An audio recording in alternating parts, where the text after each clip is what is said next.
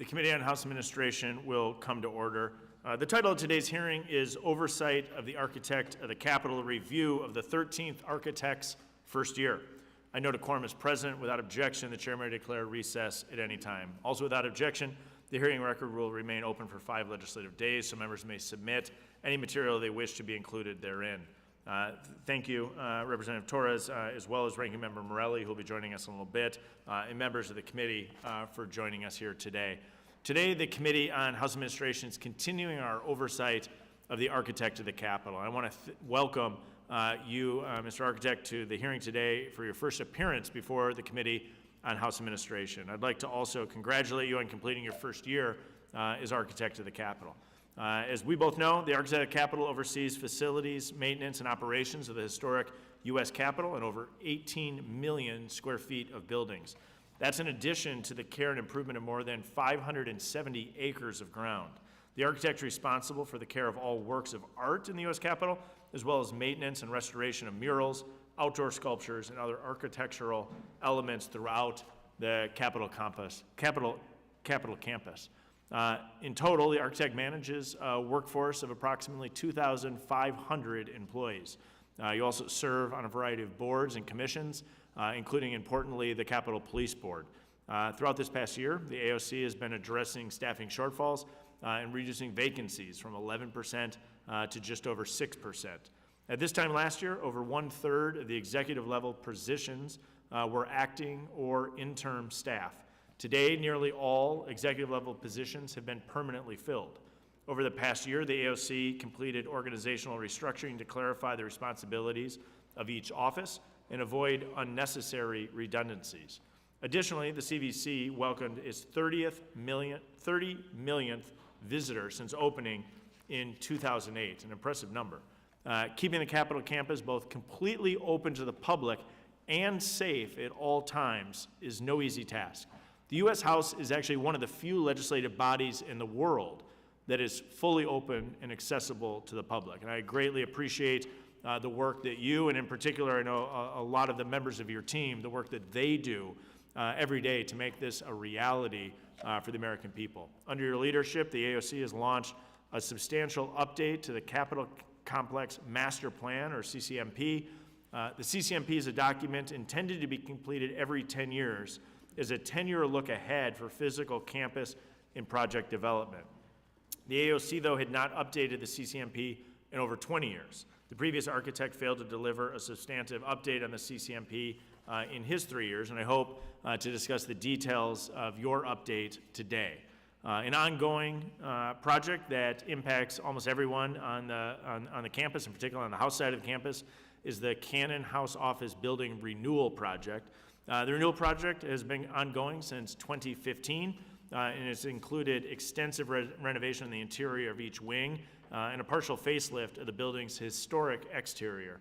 Once renewal is completed later this year, late 2025, the Cannon Building courtyard will become usable green space for the first time since the garage was built below it in the 1950s. I'd like to note that the initial cost estimate for this project was $752 million, and the total estimated cost today is $971 million, being over $200 million over budget, or 29% over the initial cost estimate. So we can have a bit of a conversation on that as well. Initially, the project was scheduled to be completed at the end of 2024. It's now scheduled to be completed at the end of 2025. Large projects like this, I think, require oversight not only from the AOC Inspector General, but also from Congress and us on this committee. The committee was excited to see the selection of a new AOC Inspector General announced last week, Mr. Luis Santos. Today, the AOC has 37 open recommendations from the Inspector General's office. 6 months ago, I'll note, there were 89 open recommendations, so a significant improvement in that regard. I look forward to your testimony on the status of the open recommendations, on your plans to proactively work alongside the Inspector General to continue the AOC's improvement and growth when he starts next month.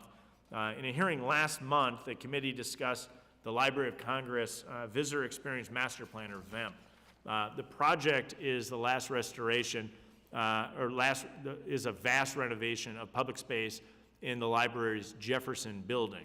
And while the project is managed by the library, the implementation of construction is handled by you, the architect of the Capitol. The VAMP has experienced serious setbacks, internal and external, causing severe cutbacks to the project and large increases in its costs. And so if we look at this, since 2019, VAMP's budget has increased by $31 million. Its completion date has been delayed past the congressional deadline of July of 2026. It's a result of numerous failures of the project management and coordination, I think, between the library and the AOC in years past. And I hope to discuss with you the AOC's role in this project during today's hearing. In fiscal year 2025, the AOC's combined appropriation was $820 million. For fiscal year 2026, you've requested $1.28 billion. And the House Appropriations Committee has recommended $701 million, so a bit of a discrepancy. And so given the size and scope of the agency, we got to make sure we're effectively and responsibly using taxpayer dollars. We hope to explore all these items discussed in my remarks today with you. Before I close my remarks, I'd like to highlight that we'll be test piloting new closed caption technology again during today's hearing. This technology was approved by the Subcommittee on Modernization and Innovation and will soon be available to all House committees. So I go back, though, and say once again, I offer my congratulations on completing your first year as architect of the Capitol, and I look forward to our conversation today. With that, I will yield to Representative Torres for an opening statement. Thank you, Chairman Steele. Mr. Austin, thank you for being here today, and also congratulations on your one-year anniversary. Members of Congress could not perform their constitutional duties without you and the AOC's dedicated 2,500-person workforce, including skilled tradespeople who maintain our historic buildings, conservation experts who preserve our priceless art, groundskeepers who tend 570 acres of lawns and gardens, facilities personnel who keep our offices clean, and Capitol guides who educate millions of visitors each year. The AOC's mission extends beyond facilities maintenance and preservation to include other critical duties like congressional security, tragically now more relevant than ever. The agency is responsible for the Capitol's campus physical security and has led many of the security upgrades necessitated by the January 6th attack. And as one of 3 voting members of the Capitol Police Board, the architect helps oversee the Capitol Police and the protection of members, wherever they are, whether here in DC, their districts, or traveling in between. We are less than 2 weeks removed from the horrific series of political assassinations and attempted assassinations in Minnesota that killed one state lawmaker and her spouse and critically injured another and his spouse. We've since then learned that the alleged perpetrator had a hit list that included multiple members of Congress and writings mentioning dozens more. These acts of political violence were not isolated incidents. Threats against members of Congress have surged almost 1,000% since 2016. Political violence has changed the lives and careers of members in both parties, harmed their families, and driven good people from public service, while deterring the next generation of leaders from entering it. Given this backdrop, I am interested in hearing today, to the extent appropriate in a public setting, about progress on hardening the Capitol complex, development of exterior screening, and other campus security upgrades. Of course, these upgrades require funding, and I want to hear your frank assessment of whether Congress is giving you the resources that you need to accomplish this. I've said many times we must invest significantly more in legislative branch, yet the fiscal year 2025 continuing resolution represents a 12% reduction from fiscal year 2024 enacted levels for the AOC. And just days ago, House Republicans released their fiscal year 2026 legislative branch appropriations bill, which funds the AOC an astounding $411.9 million below its budget request. How have these draconian budgets already affected security projects? I want to know. What will happen to these projects in the fiscal year 2026 House, if the 2026 House bill becomes law? And beyond security, what other essential AOC work will suffer? Will elevators fail more frequently? Will more pipes begin to burst? Will repairs that should be resolved in days end up taking months or years? This hearing is also taking place amid the President's extraordinary assault on Congress and legislative branch independence just months ago, and days after receiving bipartisan praise. While sitting in that very chair, President Trump arbitrarily fired the Librarian of Congress. Fortunately, last Congress, our good friend, Mr. Chairman Steele, and the ranking member authored the bill that changed the architect from a presidential appointment to a congressional appointment. Now only Congress can hire and fire the architect. And as my colleagues and I craft similar legislation for other agencies, I'm eager to hear how the independence you have has helped you run the AOC in contrast to other legislative branch and independence agencies like the Library of Congress and the Smithsonian. And I am hopeful that my majority colleagues will join me in defending our institutional prerogatives while we have a Republican in the White House, just as we in the minority did when we had a Democrat in the White House. There are many other important services and functions the AOC performs for Congress, and frankly, I wish I wasn't compelled to spend so much time today discussing political violence and constitutional law. The AOC will soon finish the Cannon renovation project, and planning is underway for the badly needed Rayburn House Office Building renovation. I'm looking forward to discussing these projects as well as your work to reset the agency's culture and leadership, and more this afternoon. Thank you again for your service to Congress and our country, and I yield back. The gentlewoman yields back. Without objection, all other members' opening statements will be made part of the hearing record if they're submitted to the committee clerk by 5 p.m. today. As our witness today, we have Mr. Thomas Austin, the architect of the Capitol. Mr. Austin, thank you for being here with us today. You are recognized for 5 minutes for your opening statement.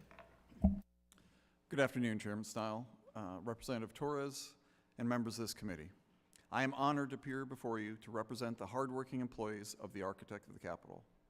I would like to thank the members of your staff, particularly Elliott Smith, Philip Penniger, Matthew Schlesinger, and Kwame Newton, for their expertise and consistent professionalism.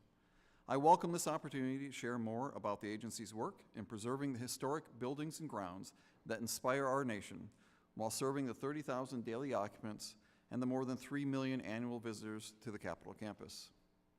To begin, I would like to acknowledge and express my deepest gratitude to the 2,500 dedicated Architect of the Capitol employees for all of their hard work, which makes it possible for this agency to successfully carry out its mission to serve Congress and the Supreme Court, preserve America's Capitol, and inspire memorable experiences. This mission requires around-the-clock care for the 18.5 million square feet of historic facilities, 570 acres of grounds, and thousands of works of art that make up our iconic campus. As you know, I began my tenure in June of 2024.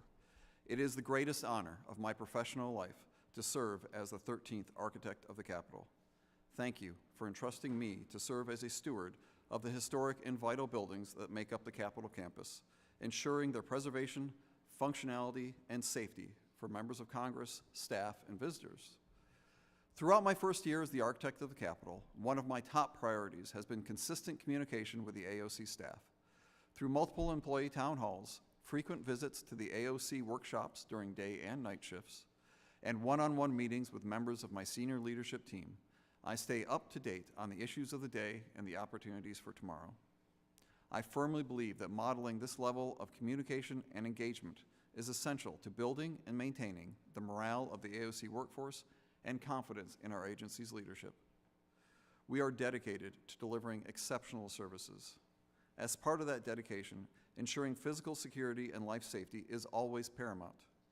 Across the agency, we frequently commit time and attention to the safety training of our staff, review of safety procedures, and consistent communication with security and safety partners. I am proud to report that our employee injury rate is significantly lower than that of the private sector. And security is always a key priority. With the support of this subcommittee and appropriations committees, and in coordination with the U.S. Capitol Police, the Architect of the Capitol has made significant progress over the past few years and will continue to improve the security posture across our campus. We thank you for all of your support in this very important area. To serve Congress effectively, the AOC also continues to prioritize the recruitment and retention of qualified employees. We have established an apprenticeship program to build and maintain a pool of experienced tradespeople and support our specialty workforce. And we participate in dozens of career fairs and events annually to promote the unique opportunities for employment with the Architect of the Capitol. A robust workforce is necessary for the AOC to consistently meet the needs of the members of the House of Representatives. Our House Office Building jurisdiction receives as many as 14,000 work order requests per month that must be addressed in a timely and professional manner. Another top priority for the AOC is the critical infrastructure needs of the Capitol campus. I recognize the importance of a holistic, long-term approach to facilities management, focused on maintaining and preserving the Capitol complex while also modernizing our facilities. To effectively and efficiently address the various challenges of aging historic infrastructure, the AOC is implementing the Enterprise Asset Management System. This system provides centralized asset monitoring, enabling a more structured approach to managing asset-related activities throughout their life cycle, forecasting resource needs, translating risks into asset management strategies, and prioritizing maintenance based on conditions. Furthermore, a robust asset management system will enhance data-driven fiscal decisions and help prioritize our projects aimed at reducing our growing maintenance backlog. These efforts will increase efficiency and further enhance the AOC's goal of preserving the historic buildings that inspire our nation. We are committed to working closely with you and your staff to ensure the AOC meets the needs and expectations of the U.S. House of Representatives in service to Congress and the American people. Chairman Stile, Representative Torres, and members of this committee, thank you again for your continued support of the Architect of the Capitol. I am honored to be here today, and I look forward to your questions. Thank you very much. We'll now begin questions. I'll recognize myself for 5 minutes for the purpose of asking questions. I want to dive in out of the gates if I can on the Capitol complex master plan. It's been over 2 decades since this has been updated. I know this has been a priority of you and your team. Can you give us an update as to when we might expect that and any top-line items that you're seeing in that plan? Sure. Thank you for the question, Chairman. That has been the top priority for my agency and certainly in planning and formulation of the Capitol Campus Master Plan. We've created a subset of that, which is the Capitol Campus Blueprint, which we're most focused on, which has 4 key components. The first of which is the House Office Building renewal, specifically the Rayburn renewal that we've been discussing. The second component is the needs of the Senate community, specifically their own renewal efforts as well as capacity issues. Third is the U.S. Capitol Police Headquarters, which we have had passed legislation directing us to look into. And the fourth is our utility resiliency. The next biggest issue that we're addressing with this committee as well as the appropriations committees is the Rayburn House Office Building renewal. We are in the midst of looking at how we're going to go about that. We appreciate the meeting we had with this committee in appropriations last year where you gave us a way forward, gave us some parameters for our swing space study, which we're finishing up right now. We expect that swing space study to be complete next month and look forward to providing those results to you. That's going to kind of drive where we're going to go next in this program as far as how we're going to plan it, which direction we're going to go into, whether we're renovating existing space or looking to craft new space. And what lessons learned, if we go back and look at the Cannon Renewal Project, it was over 30% over its initial estimate, over $200 million. What lessons learned as we look at broad, complicated projects? You mentioned Rayburn. Can we draw from that project? Absolutely. So Cannon, as you well know, has been a 10-year renovation program. 5 phases total, 2 years each tied to the member move cycle. And there have been certainly a lot of lessons learned that we've been able to take from that. After every phase, after every 2 years, we conducted an after-actions review where those lessons were gathered and then applied to future phases. And we're certainly looking at those top-line lessons that we're going to apply towards something like Rayburn. The biggest of which is we artificially, well, go back to your point about the cost estimate. So cost estimate for Cannon was done in a pretty early stages of planning on this, and it had a large factor of, margin of error. It was about plus or minus 40%. And even with all the challenges we came across with Cannon, we're still within that plus or minus 40%. As you pointed out earlier, it's about 29%. not great, but given all the challenges that particular program had to overcome between the pandemic and historic inflation and a large work stoppage and a lot of things that happened artificially to that project, it's still within that margin of error. But that is too large of a margin of error to give this committee, which I believe in the appropriations. And so what we want to do with Rayburn is get to a further development, further stage of development in the design of it, so that we have a better, what's called a program of requirements at hand. Some other lessons that we want to... Let me jump in, just because we're going to run out of time, and I appreciate the robust answer. When we're doing plus and minus, always happy to have you on the minus side, but we'll discuss that further later. Let me jump into another topic that broadly is inside this capital campus plan, but a little more detailed. Congress's public accessibility is kind of one of our great strengths of our republic, but it also creates unique vulnerabilities. And as I noted in my opening remarks, the Capitol campus is open and accessible to the American people. We task not only the Capitol Police, but also the physical infrastructure with keeping us safe. In fiscal year 23, there was a 540% increase in funds dedicated to U.S. Capitol Police buildings and security upgrades. And excluding the funds for the new security vestibule for the Capitol building, there's still a 400% increase. Could you speak to how the AOC is allocating those funds? Sure. So there is a variety of initiatives that we've undertaken. I think the most visible one, which I'm sure we can go into in more detail if you like, was the replacement of the doors and windows on the Capitol building itself to make them hardened against intrusion. And I'm happy to report that all of those doors have been either hardened or have been replaced, as well as the frames. Significant number of the interior doors as well as windows have also been done. So that was part of that project. We have what's called a west front expansion where we're looking at replacement of lights, bollards, and security cameras. We're also looking at improvements on the Senate side. They have some similar hardening that we're also looking to do on the House side with additional doors and windows. We've done proximity card reader installations. We've done more security cameras in this building and others, in the Capitol building as well as the House office buildings. And then, of course, you've already mentioned one of the biggest ones, which is coming up at the end of this year as far as the acquisition, which is the south pedestrian screening vestibule.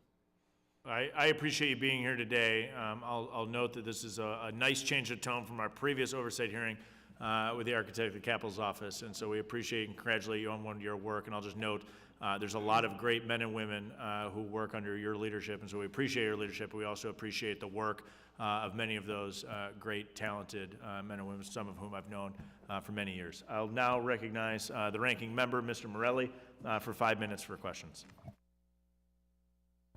Thank you very much, Mr. Chair, and I want to thank Ms. Torres for standing in, and my apologies for being late, but I'm grateful. And also, thank you to the architect, Mr. Austin, on your year of service now almost, or a little over a year, I think. So I wanted to follow up on what the chair asked about and just focus for a moment, if I do, about the continued threats. The threat level. I know you're working with the Capitol Police. You're one of the 3 voting members of the board. You mentioned the vestibules. I know I've asked about this before. Can you just give me an update on the screening vestibules for security outside the Capitol? I know that we've been talking, the Senate side has them. Can you just give me a sense of where we are in that, when you expect them to be constructed? Yes, sir. The south screening vestibule, the one that's going to service the House side of the Capitol building, is fully designed. We're going into acquisition in the fall. We expect a contract award either at the end of this calendar year or very shortly thereafter. We expect to go into construction next year with a 2-year construction timeline and be complete by the summer of 28, well in advance of the next inaugural ceremony. Got it. Okay, thank you. I did want to ask about the funding constraints. I know you're operating under pretty significant budgetary constraints, and I apologize if you mentioned this in your testimony, but 12% reduction FY 2024 to the 2025 continuing resolution levels, excuse me. Can you talk a little bit about how the reduction has affected your office and what you're doing? And let's sort of focus on the security-related projects. Sure. Thank you for the question. Yes, in 24 there was a $200 million reduction from the previous year, excluding the security issues, and then in 25 with the CR that was a further 12%. Where those reductions came, besides freezing the personnel numbers, which that did, was a reduction in our long-term capital renewal projects, things like handling some of our mechanical systems, plumbing systems, fire suppression systems, things like that. Because of the plus-up we did receive in '23, most of our security projects were not affected. Where they are affected is our normal rotational maintenance, where we replace bollards, some of the checkpoint buildings, some of those barrier systems that we replace on a periodic basis as they work through their life cycle. Those have been deferred, and we're certainly monitoring those systems to make sure we don't have any outages. We work very carefully with the U.S. Capitol Police, who controls that contract, but we control other aspects of the physical barriers. So that's where we have. I'm happy to speak about some of the facility issues if you'd like, sir. No, that's helpful. This week, my colleagues on the House Republicans released 2026 fiscal year ledge branch approps. I serve on appropriations. That funds the AOC, I think, at approximately $412 million less than your budget request. So if enacted at those levels, how would this bill affect your ability to keep, again, security projects? Can you talk a little bit about the impact it'll have on security here? Because it's doing a lot more with a significant amount less than you had asked for. Yes, sir. So fortunately, most of the large projects that we requested in the '26 budget were not security related. It goes back towards my previous answer where it goes towards those regular programmatic replacements that we do with like the barriers and the vestibules and the bollards and things of that nature. Those would be delayed.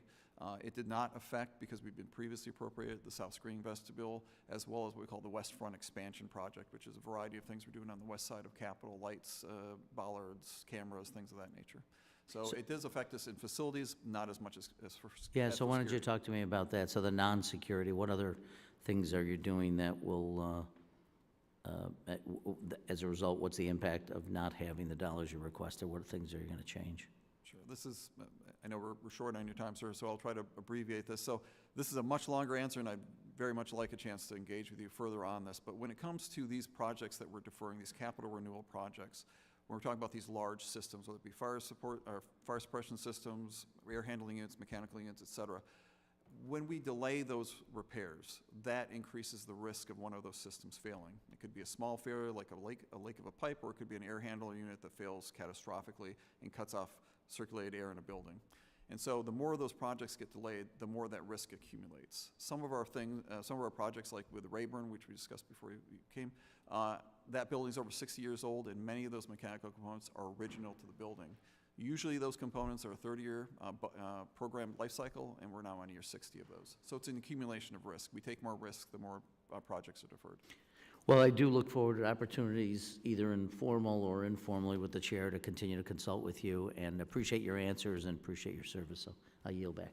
Gentleman yields back. The gentleman from Georgia, Mr. Loudermilk's recognized for 5 minutes. Thank you, Mr. Chairman. Mr. Austin, thank you for being here, and let me commend you on overcoming some significant challenges early this year with the last minute moving the inauguration inside, and more importantly to the members of Georgia, also throwing in the work that came with the lying in state of President Carter. I appreciate the seemingly flawless efforts that you made to make sure all that happened well. My first question is about critical infrastructure. I know that's one of your stated duties. And what do you see as the House's greatest physical infrastructure need or vulnerability? So the biggest project that we're working on, sir, is, of course, the Rayburn Renewal Project that has been the focus of our House Office Building's Capital Campus Master Plan that the chairman spoke about earlier and which I spoke about a moment ago. That is the biggest one because it has multiple systems that need to be repaired. We get leaks in the Rayburn building all the time, some small, some big, some impact members' suites, some impact storage areas, some are just in the garage. We had 2 this past week alone. And the only way to address those kinds of things is with a full capital renewal, which unfortunately means displacing members for an extended period of time so we can work open with the walls, remediate the hazardous materials that are still in those spaces, and do the needed work to refresh and renew those systems. So I'd say if you're looking for the largest project on that side, it would be the Rayburn full building renewal. The largest major component is related to that, which is the Rayburn air handling units. I spoke a moment ago about the leaks. The way those pipes, especially the secondary water system, that brings the cool, chilled water in the summertime to provide our air conditioning, and the steam in the wintertime to provide our heat. But those pipes are, again, original to the building, 60-year-old galvanized pipe, and we've got a lot of leaks in that system. And they cannot be inspected because most of them are behind the walls or in crawl spaces. So what we're trying to do is bring as much of that system offline as possible by increasing the forced air into the suites, but the only way to do that is to upgrade those air handling systems. Well, I appreciate that. And since we're talking about Rayburn, we'll stay there just for a minute. One of the, let's say, frustrations that I have had the 6 years I've been in Rayburn is the escalator systems. That it seems that you're lucky to get an escalator that is actually going up or going down 2 floors, and it seems to be random. You never know which, and you may have 2 going up. You may only have 1 going up.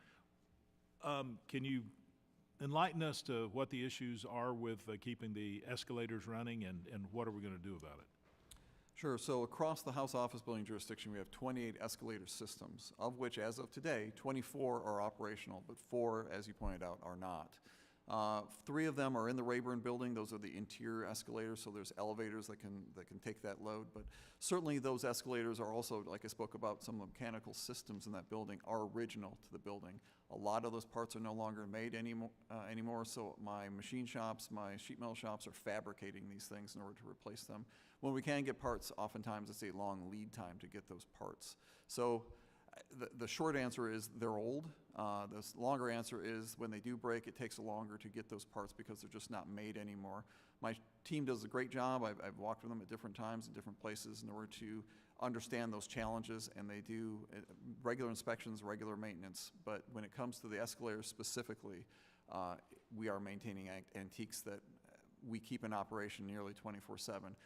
In order to save wear and tear on them, some of those are turned off when Congress is not in session because the personnel load is less, but we do have challenges with those, unquestionably. Are we to the point where we need to replace those? Yes. The short answer is yes, we do. All right. Thank you. Then please let us know how we can help. All right. Thank you. Gentleman yields back. Representative Torres is recognized for 5 minutes. Thank you. Thank you, Chairman, again, and good afternoon again.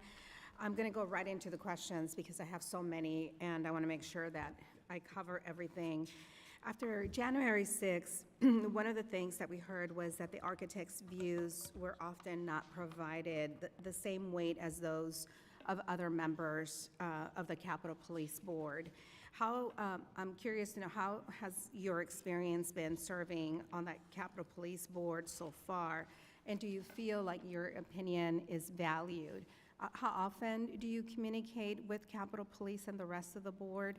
And how often do you revisit your priorities based on evolving threats? So I'm happy to say that I have a very good relationship with both the Senate and House Sergeant at Arms.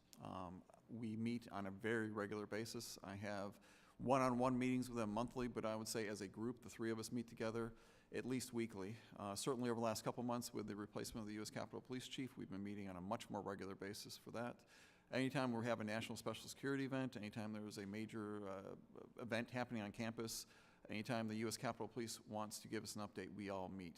I cannot speak for the actions of the previous architect or how he was or was not received as part of that panel, but I can say with the current configuration of the Capitol Police Board, we are very much an equal partnership amongst the 3 of us. I can't tell you how happy it makes me to hear that because we do want all of you to have a good working relationship and to continue to evolve your security plans based on real-time threats. Mr. Austin, we've talked a little bit about the cut in your budget. I'm very concerned about that.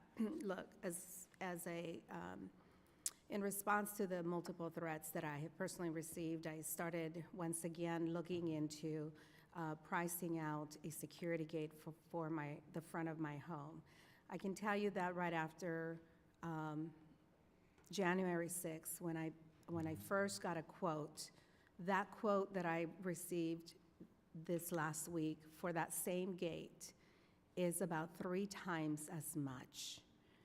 The cost has gone so high because of the tariff agreements the instability of materials that are available, the lack of materials that are available. So tell me how do you plan to manage a drastic draconian reduction in your budget, given all of the challenges that you have that are beyond your control? So thank you for the question. We stand ready to execute the mission with the funding that Congress provides unquestionably. I spoke a few moments ago when it comes to cuts to our budget, they have primarily come at our capital renewal, our capital projects, the larger projects, the projects in the anywhere from the $5 to $50 million range when we talk about these major components inside of our facilities. Fortunately, we have not seen or we've not had any large cuts to our security budget. We still have money that was previously appropriated in the 23 cycle for some of these improvements we spoke about earlier. But I'll talk about the major components, because our number one priority for the architect of the Capitol is the life, health, and safety of our building occupants. Our second priority is the constitutional duty of our members of Congress to make sure that you— But you don't control the costs, and I'm concerned that these costs, are they coming at much higher than previously? Is that what your experience has been? So we have seen different costs in different areas. Now, the cost, the bump we had during the pandemic with the supply chain disruptions, particularly where it came to material costs of steel and wood and things of that nature, those have mostly settled out. Now, it's a higher level than it was 5 years ago, unquestionably, but those have mostly settled out. Where we are seeing some issues that we've had is we've been adding 5% to our construction cost contingencies across all of our projects because of those instability and costs. Is 5% enough? I'm hearing from other local agencies that 20% is more of a magic number, 20 to 30%? This is kind of one of those it depends answers, because it Okay. depends on the type of project and the type of project that we're going to be doing. But certainly when it comes to cost estimates, we have been adding to our contingency. I do want to follow up with you at a personal meeting with you. There's multiple issues that I want to discuss with you, and I don't want to take the time here, nor do I think it's appropriate for a public conversation. I understand. I yield back. The gentleman yields back. I note that the clock may not be working, but I'll just aggressively gavel you out, Dr. Murphy, when we hit 5 minutes. No, in serious note, Dr. Murphy, you're recognized for 5 minutes. Can you fix the clock there? Thank you for your service, and it was an unfortunate circumstance, but we're glad that you're here. Incompetence can't be tolerated, especially for the taxpayers of the American public. So I'm going to finish up with Mr. Loudermilk's little soliloquy on the escalator. You know, it's one thing to make new materials for an escalator. It might be a little different thing to make them for elevators. It's a little bit more at stake there. It's called gravity.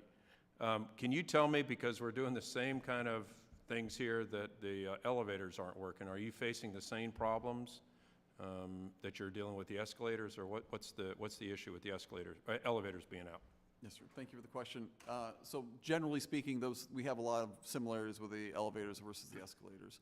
The elevators, as of this morning, we checked before it came in, there's 85 across the House Office Building jurisdiction, and 83 of them are functional as of today. I think those two just follow me around. Well, I can't speak for the specific two you're talking about. There are two that are down in the Rayburn building at the moment. Yes, sir. Guess I'll be going there. The issues with some of these elevators are, in the case of, say, the Longworth building, they're 90 years old. And some components have been replaced over the years and some have not. And certainly anytime we're trying to maintain those, as you pointed out, elevators have an increased risk. I will say, and I'd like to make this as a blanket statement for both elevators and escalators, that anyone who's riding those is safe. So we don't have any issues as far as the safety aspects of them. As far as the functionality, some outages are mechanical issues, which falls on the architect of the Capitol. Some of the outages we've had recently were a result of some of the proximity card readers. When those go out, they have to be adjusted with a House Sergeant at Arms, and we work with them to make sure that's there. But how we're trying to fix this is to get ahead of this issue. Yeah. Is that we are working in kind of three different ways. One, we're installing a new monitoring system for all of the House Office Building elevators. There used to be a monitoring system a few years back, but because of the age of the components, it could no longer be secured against cyber threats, and so we took that system offline. This new system is hardened against cyber threats, and we're installing it as we speak. It is a multi-year contract, but what that gets us is it gets us better real-time data so that when we have an elevator that goes down, our elevator mechanics can respond right away. It also allows us to fix small, easy issues, like if the door's held open too long and it makes the elevator reset, we can reset that elevator from remotely, which we can't do right now. So that will fix part of that. Second thing is we have a multi-million-dollar program that we're doing component restoration on these elevators, similar to one that we're currently doing with the Senate, but we'll be going around replacing major components. That began funding in FY25, and we have money set aside for FY26 and beyond to continue that program. Beyond that, we're also ensuring we have 24 hours a day, 7 days a week coverage. When Congress is in session, that includes an elevator mechanic, 24 hours a day, 7 days a week. When Congress is not in session, our elevator mechanics can't maintain. Are those in-house people? Those are in-house mechanics. We have both in-house and contracted mechanics. When Congress is out of session, we'll have someone who responds right away, but they may have to call someone to do the elevator-specific repairs. How much time do I got? Oh, 5 minutes? Okay, good. I want to follow it just up on that, because I think, you know, especially with the escalators, if we're spending more money fixing them, let's just do a flash dance in August, fix them all, and, you know, people have to do their thing, but we don't need to be spending money where we should be just investing in fixing it, and I'm sure that you can get back with us. Real quickly, just on the cybersecurity issue, you know, the Capitol Power Plant just down the street. And that obviously in today's world of espionage and cyber attacks is an issue that we have to keep our place safe. And I just wondered if you could, as much as you can in detail, talk about how you help confront any of the cyber security details at the power plant. Sure.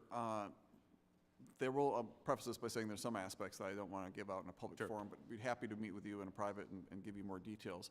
What I can say publicly is that overall, the first line defense is that any of our systems, our computer systems at Capitol Power Plant, is what we call air gap. They are not connected to the larger internet. We have also instituted what's called a zero trust architecture and closed loop. And what it means by that is anything that comes onto that separate system has to be like permanently or physically let onto the system, be allowed to actually operate, just can't automatically connect. So by doing that, we reduce the amount of systems that actually can connect to it and reduce the threat of anything happening to that system. But we have kind of made the choice to disconnect ourselves from the larger internet for our building control systems so that they are not vulnerable to hackers on the outside. And then anything that could be imported into it, again, we have that zero trust architecture to make sure that we have to save those manually permitted on. Sadly, we have to pay so much more money into that. Can I ask one more quick question? Just, you had requested now $200 million for the botanical gardens. That's like 10 times what was before. Can you just elaborate on why that's a need? So I think it's a good point to bring up. The Botanic Garden is more than just what's here on campus. There is what we call a production facility, which is in the District of Columbia, a place called Blue Plains. That provides most of the plants, does a lot of the work, exchanges between what's actually in season at the conservatory and then what is actually being produced out at the production facility. When we took that over about 30 years ago, that facility was renovated from an existing one, was built for us because it was land exchange between us and the District of Columbia. What this project was for the production facility was a complete renewal of that production facility, redoing all of the greenhouses, all of the mechanical systems, all of the infrastructure for that facility. That's what that program was for. It's sort of similar to the challenges we have here on campus, is that most of those mechanical and plumbing electrical systems are original and need to be replaced. Great, thank you. It looks like I've gone over my time, even though I think that was manipulated. So, thank you. The gentleman yields back. The gentlewoman from Oklahoma, Representative Bice, is recognized for 5 minutes. Thank you, Mr. Chairman, and thank you, Mr. Austin, for being with us this afternoon. And I want to say a special appreciation for your participation in the tree planting of the sapling from the Oklahoma City Memorial tree that we were able to plant a few weeks ago. It was I think, a wonderful remembrance of the 30th anniversary and a huge blessing to those who have been impacted by the Oklahoma City bombing 30 years ago. So thank you for participating in that. Excuse me, I was trucking it over here to make sure I didn't miss my opportunity. I tried to filibuster for you. Thank you very much, I appreciate that. Let me start by asking you, I know that there's been some, I think, challenges with collaboration across agencies, but you have really made, I think, a focused effort to try to collaborate better with House entities. Can you talk a little bit about collaboration, strengthening collaboration between the CAO, AOC, and other House agencies? Sure. And it has been a focus of my time here is to be more collaborative in general, but certainly be more collaborative with our fellow agencies. We work very closely with House CAO, with House Sergeant at Arms, with the Clerk's Office. We do small get-togethers where we talk to each other, but also have regular meetings with them. There is certainly a lot of efficiencies that we can have in those agencies, and I look forward to discussing with this committee and others ways that we can clear some of the lines of effort between, for instance, the Architect Capital and the House CAO. But we have done a lot of collaboration with them. I believe we have a very good relationship. I actually was just down touring the House CAO shops less than 2 weeks ago, and I was very happy that the CAO allowed me to do so. I would just echo that I've heard, I think, really positive things coming out of other House entities in their ability to collaborate and work with your organization. So thank you for being that conduit. For more than a decade, the architect of the Capitol has carried out the Canon Renewal Project. And I would like to know your thoughts on the operational model. And would you say that you would replicate this model for future massive infrastructure projects of House Office Building renovations? Sure. So with the Canon, we learned a lot of lessons on the best way to go about a project at that time. I understand why they did the Canon in the way they did because of the restrictions when it came to swing space, and that's something I don't think they were ready to face at the time, and I think we need to face it with future large programs, because by doing Canon in multiple small phases that were tied to congressional move cycle, that created a lot of inefficiencies as the contractors had to mobilize and demobilize, and we had to move the members of Congress around, and we had to break it up in all these small chunks. It was not very efficient. So from a large wave top level perspective, we'd like to do these kind of projects in fewer but larger phases and not tie them to congressional move cycle. Downside of that is I have to enable the mission of Congress to do their constitutional duties, which means I have to find you swing space that meets the unique needs of members of Congress. And that is a challenge. We talked a little bit earlier about the swing space study that we'll be presenting next month to this committee and our other stakeholders.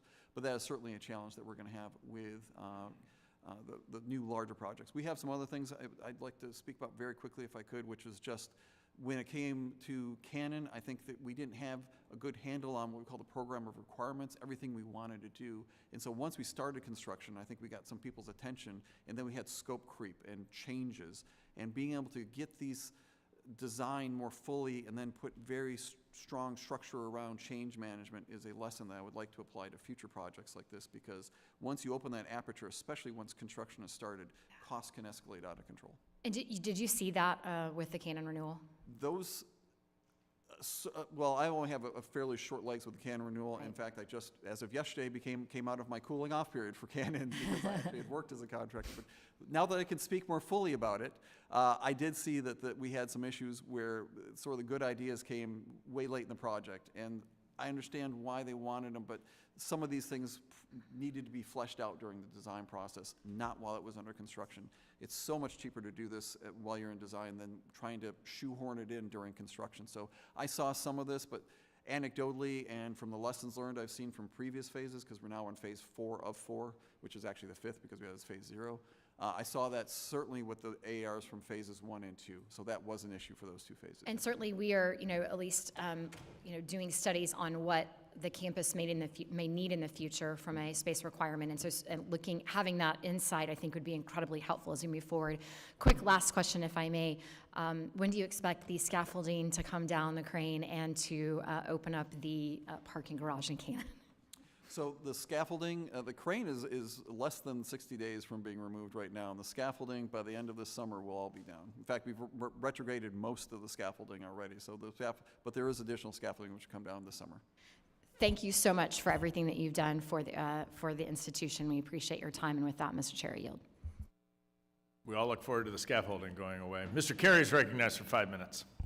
Well, thank you, Mr. Chairman. Thank the ranking member. I have a deep appreciation of history and architecture, and I have nothing but the utmost appreciation for the task that the AOC has, believe me.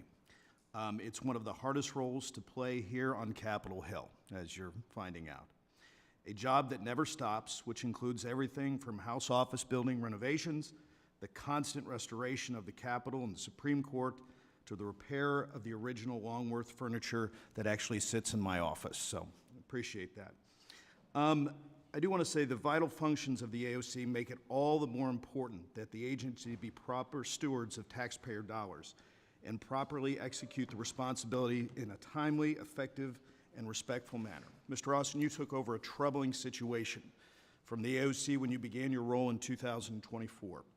During the COVID pandemic-19, and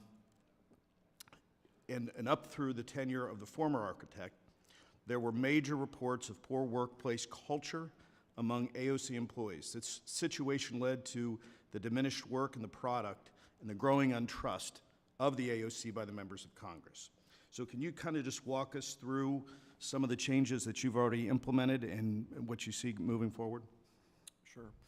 So there have been a lot of changes. And one of the things I said when I was being interviewed for this project, or excuse me, when I was being interviewed for this role, was I knew that I would need to be walking to a lot of spaces and meeting a lot of faces and talking to a lot of people, and I certainly have done that. I think my EA told me I've done 65 office visits so far, 65 workshop visits, and including more than a dozen night shift visits. In fact, my first visit was to the night shift custodial team on the Senate side, and I was happy to do so because I wanted to hear directly from them what their issues were and how they saw that culture in the AOC that you spoke about. I will say overall for this agency, if we're talking culture, I think this is a fantastic organization filled with committed people who know that this job is more than just a paycheck. It's a calling, it is a connection to a higher mission, and I feel so blessed to be a part of them, and I kind of pinch myself every day that I get to lead this organization. But certainly I did a lot of engagements with the workforce, with my senior leadership.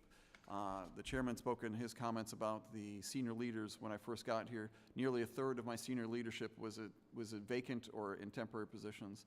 As of the 7th of July, when I welcome my new IG, that will be down to one position, so 1 of 34. In fact, that's sort of self-imposed since I promoted, after a competitive process, my deputy in the Capitol building was promoted to the executive director. But engaging with the workforce, letting them know that they had conduit to speak to me, letting them know that we had stability and that we were recommitted to that mission, if they had ethical leadership, was very important to me, and I hope that I have at least taken a few steps in that direction.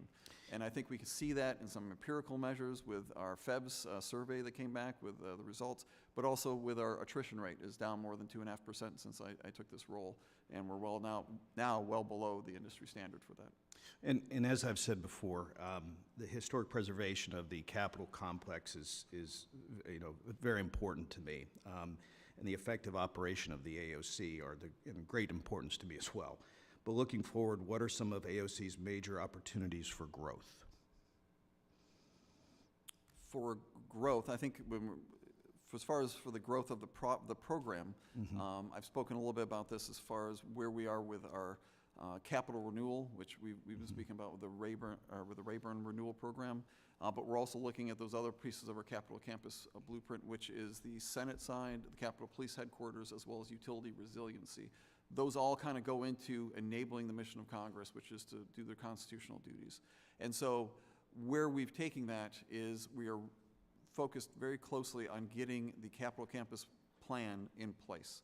And we are engaging with members of this committee, members of the appropriation, as far as what that's going to be. It is a big program. It's a 15 to 25-year program, depending on how we do it. It is going to be expensive. It is going to be disruptive, but it is also very, very much needed in order to ensure these facilities are usable for Congress well into the future.